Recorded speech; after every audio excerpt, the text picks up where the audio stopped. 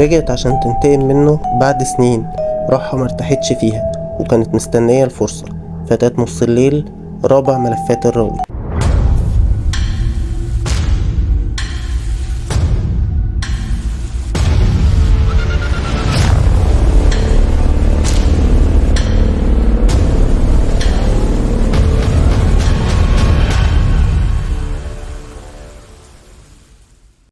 القصة بتبدأ بعلي، شاب في رابعة كلية تجارة، عايش في شقة باباه ومامته في شارع هادي في اسكندرية بعد ما توفوا وهو عايش لوحده. علي كان طول عمره نفسه إن هو يدخل كلية طب، بس مجموعه ما ساعدوش على ده، فانتهى بيه الحال في كلية تجارة، أو زي ما كان بيحب يقول عليها كلية الشعب. كان متعود إنه يقضي كل يومه مع أصحابه، يخرج معاهم ويرجع بالليل على الساعة 12 أو 1 بالليل، يكمل سهرته في بلكونته اللي بتبص على شارع ضلمة فيه عمود نور واحد، اللي اللمبة بتاعته كانت على طول بترعش ومعظم الوقت مش شغالة أصلا.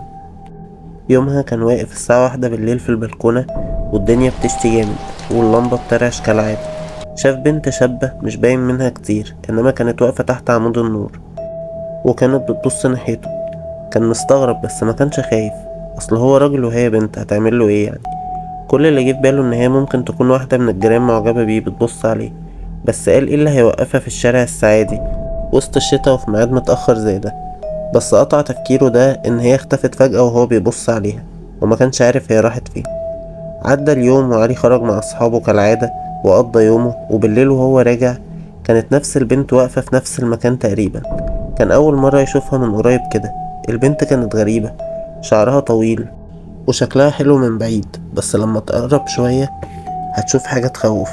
البنت ماشية في مسافة تقريبا 5 متر بخطوات ثابتة سريعة جدا، مع انها مش بتجري، بس سرعتها غريبة وهي ماشية عادي، رايحة جاية وهو واقف ثابت مكانه بيفكر يقرب منها يعرف دي مين ولا يعمل ايه. فجأة البنت وقفت عن الحركة وهي مدياله ظهرها، ولفت رقبتها 180 درجة بشكل مرعب جدا.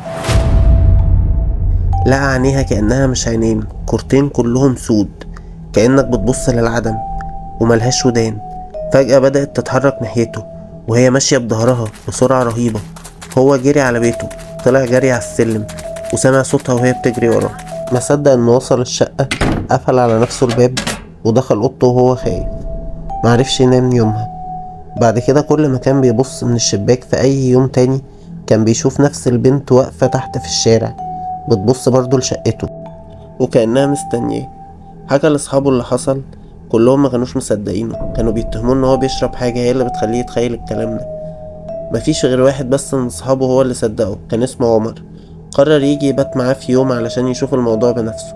الليلة دي عمر وعلي كانوا قاعدين مع بعض من الساعة 6 المغرب. الأوضاع ماشية طبيعي لحد الساعة 1 بالليل. كانوا قاعدين في البلكونة، فجأة البنت ظهرت في الشارع وكانت باصة ناحية علي وعمر. فجأة اختفت. علي بيقول له عمر شفتها؟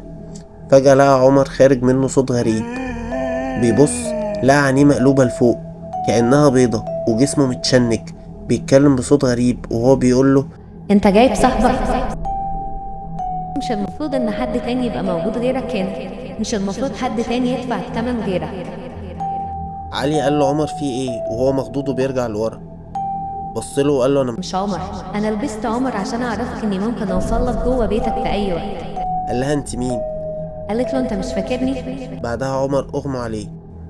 علي حاول يتمالك نفسه ويشوف ايه اللي حصل لعمر، بس ما قدرش انه يلمسه، كان خايف منه. بعدها بشوية لقاه بيتحرك وبيفوق.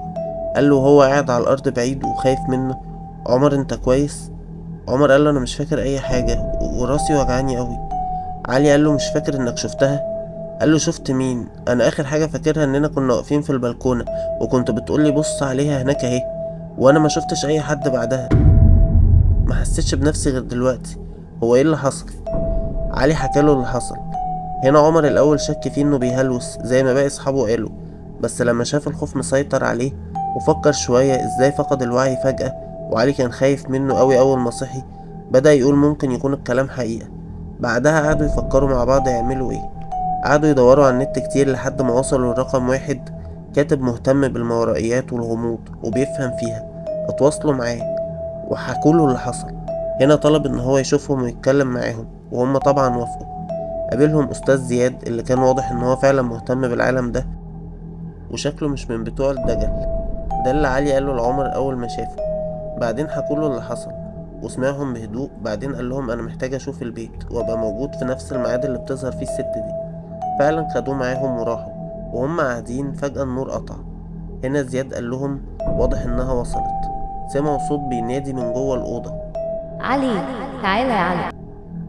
علي اتمسمر مكانه، ما كانش عارف يعمل ايه. هنا زياد قال له ادخل يا علي، هي عايزة تتكلم معاك، لو كانت عايزة تأذيك كانت عملت كده وانت وسطنا. علي قال له ادخل لوحدي؟ قال له ايوه، هي عايزاك انت. علي اتحرك وهو بيقدم رجله ويأخر رجل، كأنه لابس جزمة من حديد. رجله متشنجة وكأنها بتقاومه وبتمنعه ان هو يدخل.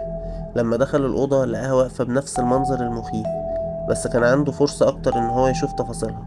ست شعرها اسود طويل بس كأنه متقطع، وشها عليه دم، ملهاش ودان، عينيها سودا تماما، كل اسنانها متكسرة، عظمها كله متعوج. فجأة وهو قدام باب الأوضة اترزع. علي بص على الباب، بعدين رجع بص قدامه، لقاها لازقة في وشه. صرخ، وقع على الأرض من الخضة. رجع لورا وهي فضلت تقرب له، ماشية على ايديها ورجليها لحد ما بقى وشها في وشه، وقالت له ما حسيتش بالذنب ثانية؟ ده انت حتى مش فاكرني. هنا قال لها بالعافية هو انت مين؟ قربت من ودنه قوي وهمست له وقالت له انا نسمة، فاكر الاسم ده؟ اكيد لا، انا اللي خبطتني بالعربية من 5 سنين وجريت.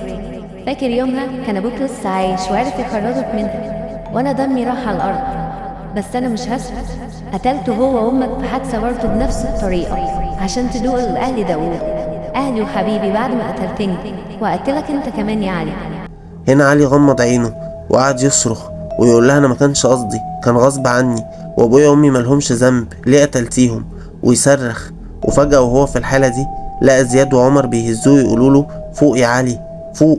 فتح عينه وشاف النور كان رجع تاني، والباب اتفتح وهم قدامه وبيهدوه. هدي فعلا شوية. زياد قال له ايه اللي حصل؟ حكاله، وبعدها زياد قال له روحها مش مرتاحة، ومش هترتاح غير لما تاخد روحك يا علي. علي اتصدم اكتر وقال له ايه الحل؟ انا مش هسيبها تقتلني اكيد. زياد قال له في حل واحد.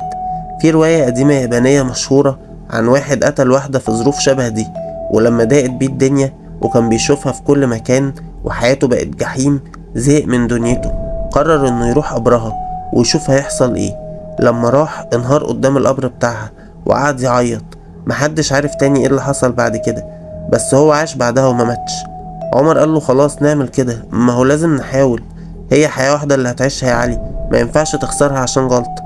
زياد كمل كلامه وقال له بس قبل ما تروح لازم انبهك، دي اسطورة محدش عارف ايه حقيقتها، ولو هي حقيقية محدش عارف ايه اللي حصل للراجل ده لما راح قبرها. علي قطع كلامه وقال له انا هروح، ما عنديش حل تاني. اتفقوا يروحوا تاني يوم بالليل، وزياد اقترح انهم يروحوا في نفس الميعاد اللي بتظهر روحها فيه لعلي. فعلا راحوا يومها، وعند باب المقبرة زياد قال له يستحسن انك تدخل لوحدك. فعلا عمل كده وهم استنوه بره. علي كان داخل بيقدم رجل ويأخر رجل. لما وصل لقبرها لقى حاجة غريبة، لقى القبر مفتوح كأنها مستنياه. وقف قدام قبرها وهو متمسمر، مش عارف يعمل ايه ومش عارف القبر مفتوح ليه، لحد ما سمع صوت بيناديه من جوه: تعالى يا علي، تعالى. هنا قرر ان هو يدخل. كان خايف ورجله مش شايلاه، بس كان لازم يدخل يشوف ايه نهاية الموضوع ده. اول ما دخل باب القبر اتقفل عليه. علي اتفزع، دور على موبايله وولع الفلاش، وكانت الصدمة. شاف نسمة واقفة قدامه، بس مش بالشكل اللي بتظهر له بيه. شافها بنفس شكلها يوم الحادثة، لابسة نفس اللبس، عظمها كله مكسر والدم مغرقها ومغرق وشها، وبتبصله وبتقوله ان هي ما سامحتوش وفضلت فاكرة الفترة دي كلها ومستنية الفرصة عشان تنتقم منه. وقالت له بصوت كله وجع: شفت عملت فيا ايه يا علي؟ كنت استاهل ده كله؟ يمكن لو كنت وقفت وخدتني على المستشفى كانوا لحقوني، بس انت خفت واستسهلت. بعدها علي لقى باب القبر بيتفتح وهي اختفت. افتكر ان كده خلاص اللعنة اتفكت. طلع يجري وهو مش مصدق نفسه، وفعلا عاش بعدها فترة مش بيشوفها تحت البيت ولا بيحصل اي حاجة غريبة، بس كان دايما حاسس بحمل تقيل فوق رقبته، كأنه شايل شوال تقيل. علي راح لدكاترة كتير، كان فاكر ان عنده حاجة في العظم، بس ما وصلش لأي حاجة. الدكاترة لاحظوا من الأشعاعات إن عظم كتفه بدأ يتقوس، كأنه شايل فعلا وزن أتقل من اللي لازم يشيله. لما حكى لعمر، عمر قاله إن شكك إن قصة نسمة منتهتش. راحوا لناس من بتوع الماورائيات والجن، اللي بعد تتوير كتير قالوله إن روح نسمة راكبة فوق رقبته، هيفضل عايش بيها وشايلها اللي باقي من عمره، لأنها مش مسامحاه. الأول علي مصدقش، قال إنها خرافات، بس بعد كده وهو في بيته بقى بيشوفها على طول فعلا راكبة فوق رقبته، قاعدة على كتفه بنفس الشكل اللي شافها فيه في المقبرة. بقى كل ما يبص في مراية يشوف المنظر ده، وعرف إن هي هتفضل ملازماه طول حياته، لحد ما علي تعب من حياته كلها ولقوه منتحر في شقته. ما تظلموش حد، لأنكم ما تعرفوش هينتقم ازاي وامتى. إلى لقاء قريب مع ملف جديد مع الراوي.